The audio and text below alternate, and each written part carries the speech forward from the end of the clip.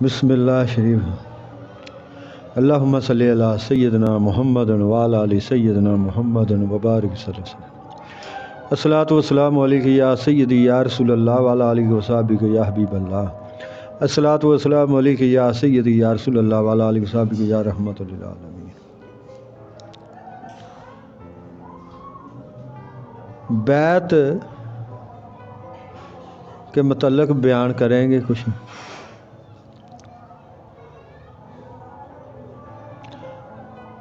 حضرت نقش بندی رحمۃ اللہ علیہ نے خواجہ امیر کلاں رحمۃ اللہ کی عبادت و ولایت کا شہرہ سنا تھا، تو ان کی ملاقات کو گئے۔ جب ان کی خانقاہ کے قریب پہنچے تو آپ رحمۃ اللہ علیہ نے دیکھا کہ لوگوں کا ایک ہجوم ہے جو ایک میدان کے گرد جمع ہے۔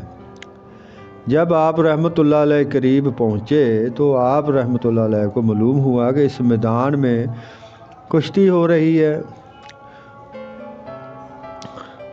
وہ حضرت درویش رحمۃ اللہ علیہ بھی شریک کشتی ہیں۔ آپ رحمۃ اللہ علیہ کو یہ بات ناگوار گزری، کیونکہ آپ رحمۃ اللہ علیہ عالم جلیل اور پابند شریعت تھے۔ آپ کے دل میں جب یہ بات پیدا ہوئی اسی وقت آپ پر غنودگی طاری ہو گئی۔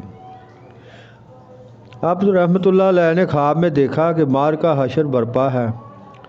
ان کے اور جنت کے درمیان ایک دلدل کا دریا حائل ہے۔ دلدل وہ جو مٹی ہوتی ہے، دلدل انسان اس میں قدم رکھے تو نیچے چلا جاتا ہے، گھستا چلے جاتا ہے، اسے دلدل کہتے ہیں۔ دلدل جہاں تک کہ بغلوں تک اس دلدل میں پھنس جاتے ہیں، اسی صورت میں سخت پریشان ہو جاتے ہیں کہ اس میں سے کیسے نکلا جائے۔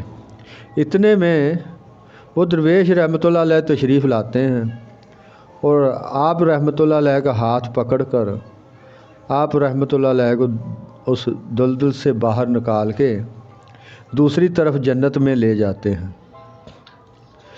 اس کے بعد آپ رحمۃ اللہ علیہ کی آنکھ کھلتی ہے تو آپ رحمۃ اللہ علیہ اس سے پہلے کہ وہ جو بیعت ہونے کے لیے آیا تھا وہ عرض کرے کچھ، وہ خود انہیں مخاطب کر کے فرمانے لگے رحمۃ اللہ علیہ، بہاؤالدین رحمۃ اللہ علیہ، اگر ہم کشتی نہ لڑیں تو یہ طاقت کہاں سے آئے جس سے تمہیں دلدل سے نکالا جائے۔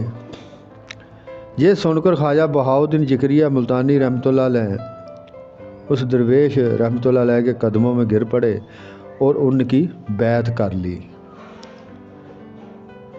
اللہم صلی علی سیدنا محمد وعلی آل سیدنا محمد وبارک صلی اللہ علیہ وسلم۔